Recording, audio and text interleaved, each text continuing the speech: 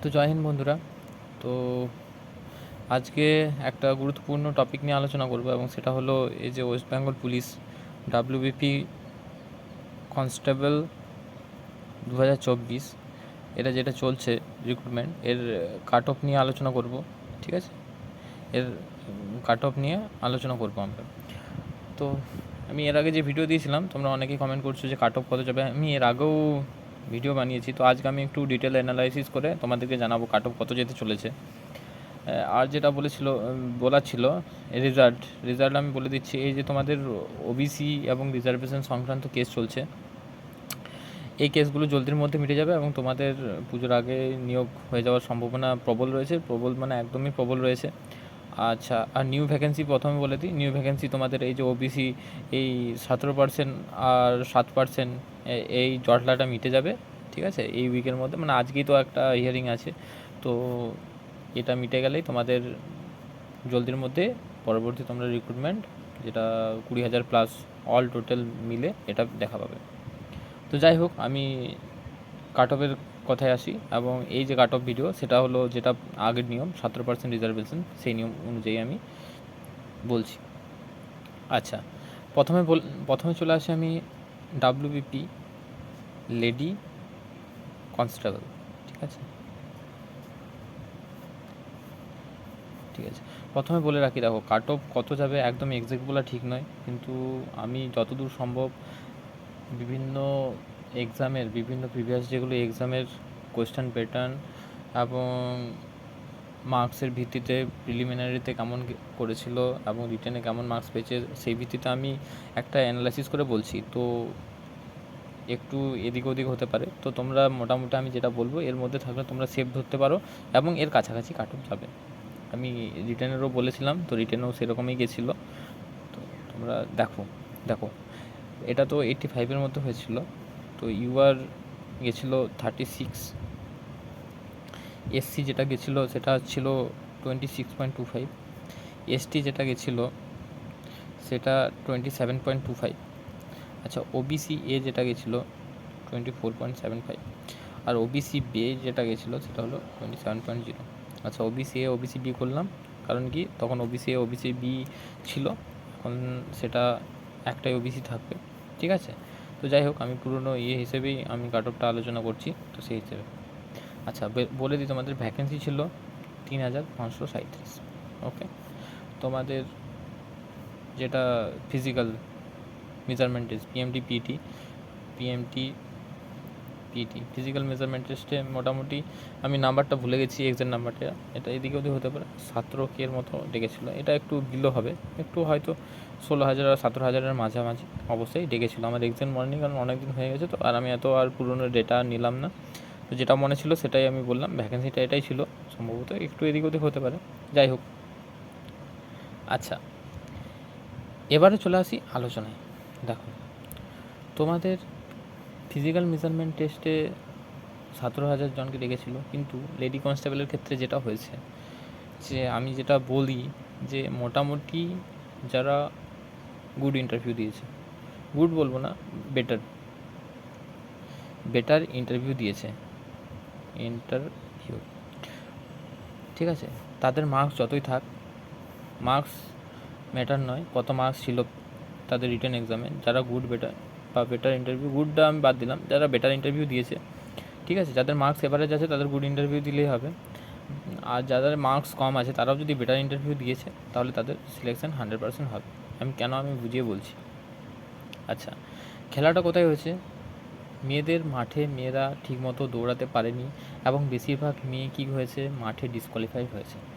তোমরা নাম্বারটা শুনে অবাক হবে যে এই 17,000-এর মধ্যে মাত্র 1.15x 1.15 গুণা স্টুডেন্ট মাঠে পাস করেছে। ঠিক আছে, 1.15x বলতে মানে মাঠে পাস করেছে বলতে এরা ইন্টারভিউর জন্য call for 1.15x call for interview. ঠিক আছে, ফর ইন্টারভিউ।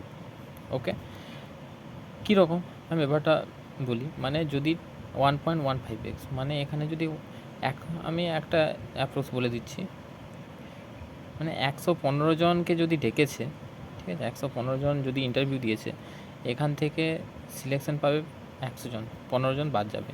এই হিসেবে তোমাদের ইন্টারভিউতে ডাক হয়েছে। 115 জনকে যদি ইন্টারভিউতে ডেকেছে, ঠিক আছে, সেই হিসেবে 100 জন 1.15x প্রায় ইন্টারভিউ দিয়েছে, অর্থাৎ যেটা তোমাদের মূল ভ্যাকেন্সি যেটা বললাম 3537 ইন্টু 1.15, তোমরা হিসাব করে দেখে নেবে এতজন ইন্টারভিউ দিয়েছে। তো 115 জন যদি ইন্টারভিউ দিয়েছে, সেই হিসেবে 100 জন চান্স পাবে। তো তোমরা দেখতে পাচ্ছ যে খুবই কম সংখ্যাটা, মাত্র 15 জন বাদ যাবে, এবং এই 15 জন কারা সেটা আমি বিস্তারিত আলোচনা করছি, এবং কারা একদম সেফ সেটা আমি আলোচনা করছি। আচ্ছা, তোমাদের দেখবে একটা অনারেবল যেটা জাজ কোর্ট, আমাদের কলকাতা হাইকোর্টে একটা অর্ডার বেরিয়েছিল যে যারা ফিজিক্যাল মেজারমেন্ট টেস্টে পাস করেছে তাদের নাম্বার দিতে হবে। তো সেই নাম্বার কলকাতা হাইকোর্ট পেশ করেছিল, এবং সেই নাম্বার আমি দেখেছি, সেই নাম্বার ছিল যেটা এমনি যদি দেখি আনরিজার্ভড, তা এসসি এসটি এ সকল মিলিয়ে সব ছিল, ঠিক আছে। কিন্তু আমি এভারেজ একটা দেখেছি, যদি 100 জনকে ধরি, 100 জনের মধ্যে প্রায় তোমাদের 36 কাট অফ গেছিলো ইউআর ক্যাটাগরির ক্ষেত্রে বলছি। তো সেটা 50+ মার্কস পেয়েছে মোটামুটি 100 জনের মধ্যে 10 জন। আচ্ছা, আর যেটা রইল এখানে মানে 40+ পেয়েছে প্রায় মোটামুটি 50 জন। আর এই 36+, মানে এটা 36 to 40, বিটুইন 36 to 40 পেয়েছে 40 জন। আমি একটা দেখলাম, এটা মোটামুটি আমি একটা অ্যাপ্রক্স 100 জনের আমি নিয়েছিলাম তোমাদের এই কাটো ভিডিওটা বানানোর জন্য। আমি এটা খেটেছি, আমি দেখছিলাম যে কীরকম কীভাবে হয়েছে, যেহেতু তোমাদের লিস্ট প্রকাশ করে দিয়েছে, এরকম লিস্ট তো প্রকাশ করে না। তো যাই হোক, তো এই হলো ডেটা, ঠিক আছে। তো এই হিসেবে আমি যেটা দেখেছি এবং অ্যানালাইসিস করেছি, তোমাদের কিন্তু যাদের মার্কস ভালো আছে, ঠিক আছে, যাদের 50+ বা 50 নিচে 48+, 47+, এরকম ক্যান্ডিডেটের সংখ্যা খুব কম আছে। মেন সংখ্যা রয়েছে এটা 36 to 45 মধ্যে লাই করছে, এরকম ক্যান্ডিডেটের সংখ্যা বেশি রয়েছে, ঠিক আছে।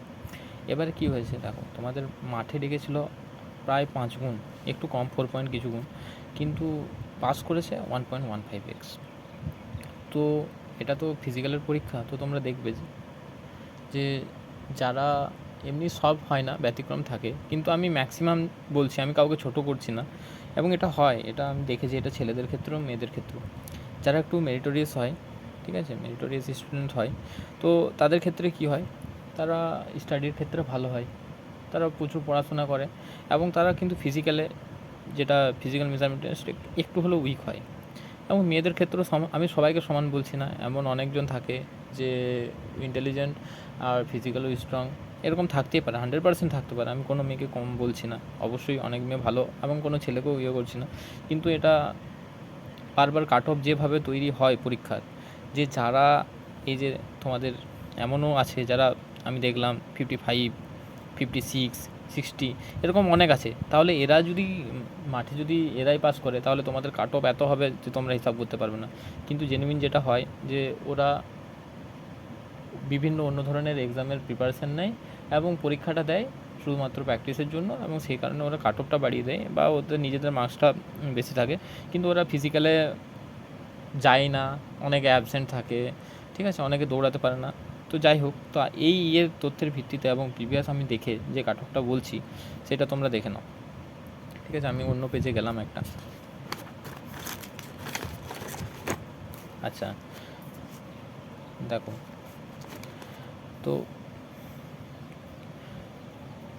ইউআর বললাম 36, তো এটা আমার মতে এটা যাবে 46 থেকে 49, ঠিক আছে। ইউআর এটা যাবে, এটার মধ্যে যারা আছে, কারণ অনেক ক্যান্ডিডেট দেখলাম যারা আছে 45ও পেয়েছে, অনেকজন 43ও পেয়েছে, এরকম সংখ্যাটা বেশি। তো কাট অফটা এমনি লাই করবে, কারণ ইন্টারভিউ বেশিজন দেয়নি, 1.15x দিয়েছে 46। এটা অনেকে অ্যানালাইসিস করে, এত অ্যানালাইসিস দেখানো সম্ভব নয়, এর পেছনে অ্যানালাইসিস আছে, এটা মন গড়া নয়। আচ্ছা, এবার বলবে যে আমার এত মার্কস আছে, আমি কি সেফ? তার জন্য তো তাদের অর্থে বলে দিই, দেখো 46 থেকে 49 ইন্টারভিউ হয়, ইন্টারভিউ যেটা হয় না, সেটাতে একটা হয় একটা এভারেজ মার্কস থাকে, একটা গুড মার্কস থাকে, একটা এক্সিলেন্ট মার্কস থাকে, ঠিক আছে, আর একটা এভারেজের থেকে বিলো এভারেজ মার্কস থাকে, ঠিক আছে, বিলো এভারেজ মার্কস থাকে, এরকম মার্কস থাকে, ঠিক আছে। অনেকজন বসে এটা করে। তো কারা সেফ? আমি বলবো যাদের মার্কস 40+ রয়েছে ইউআরের ক্ষেত্রে, তারা 100% সেফ, ঠিক আছে। কারণ কি, তাদের যদি ইন্টারভিউ এভারেজ হয়, এভারেজ ইন্টারভিউর মার্কস হলো 6 থেকে 8, তারা 6 থেকে 8 পাবে এবং তাদের কাট অফের মধ্যে চলে যাবে। আর তোমরা দেখবে, তোমরা যারা ভিডিওটা দেখছো তাদের মার্কস বেশিরভাগ জনেরই 40 আছে, 40, ইউআর ক্যান্ডিডেট 40, 41, 42, এবং তাদের 100% সবারই সিলেকশন হবে, তারা মোটামুটি ইন্টারভিউ দিয়েছে। এবারে কিছু ক্যান্ডিডেট কী হয় যে 40 পেয়েছে, কিন্তু ইন্টারভিউ এমন কিছু সিলি ভুল করেছে, বা তার পুলিশ হওয়ার পার্সোনালিটি একটা দরকার, তার পার্সোনালিটি পুলিশ হওয়ার যোগ্য নয়, তো তার ক্ষেত্রে কী হবে, সে পাবে না। সে হয়তো 40+4 পেলো, কাট অফ পেলো 45, 46, তো সে হবে না। তো এই ক্যান্ডিডেটগুলো বাদ যাবে। এরকম 100-র মধ্যে 15টা ক্যান্ডিডেট পাবে। আচ্ছা, আরও কে বাদ যাবে? যার মার্কস একদম 35 আছে, সে হয়তো ভালো ইন্টারভিউ দিয়ে 10 পেয়ে গেল, ঠিক আছে, 10টা ভালো মার্কস, এটা গুডের মধ্যে পড়ে, বা এক্সিলেন্ট হলেও 10 অনেককে দেয়, তো তারও সিলেকশন হবে না, বা 10.25 দিল, হবে না। তো যাদের একদম গোড়ায় মার্কস আছে, ঠিক আছে, সরি 35, 36 তো কাট অফ গেছিলো, আমি 36 ধরলাম, সরি এটা ভুল হলো, তো তাদের একটু হয়তো কাট অফ একটু 46 থেকে 49, 47 গেল হয়তো, তো তাদের হবে না। তো এই হলো ব্যাপার। তো যাদের 40+ হয়েছে এবং একটা মোটামুটি ইন্টারভিউ দিয়েছে এভারেজ, হতে পারে তাকে একটাও কোশ্চেন জিজ্ঞেস করেনি, তাও এভারেজ, ওটা কোশ্চেন ম্যাটার করে না, সেখানে পার্সোনালিটি ম্যাটার করে। তো যাই হোক এটা। আচ্ছা,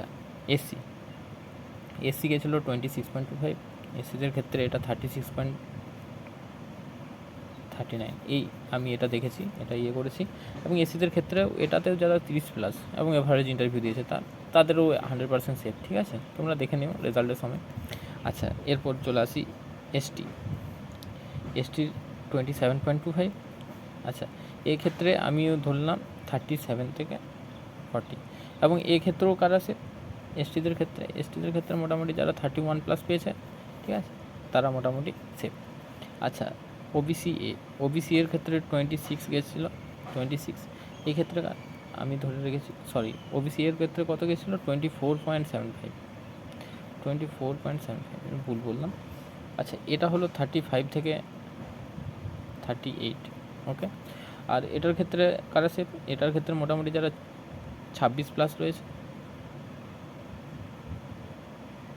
না এটা সরি, এটা মোটামুটি যারা 28, 29, হ্যাঁ 29-এর মতো যারা রয়েছে তারা একদম সেফ থাকবে।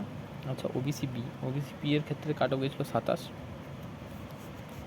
ওকে, ওবিসি এর ক্ষেত্রে 27, এবং এটা প্রায় 37 থেকে 40, ওকে।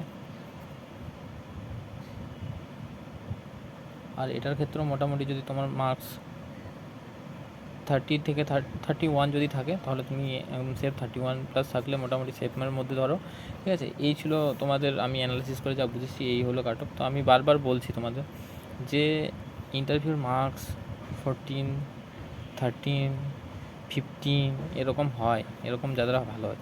তো কাট অফ আমি রেখেছি 46 থেকে 49, তো 36-এর সাথে যদি তুমি মোটামুটি 13 যোগ করো, তাহলেও মার্কস দাঁড়ায় 49, ঠিক আছে।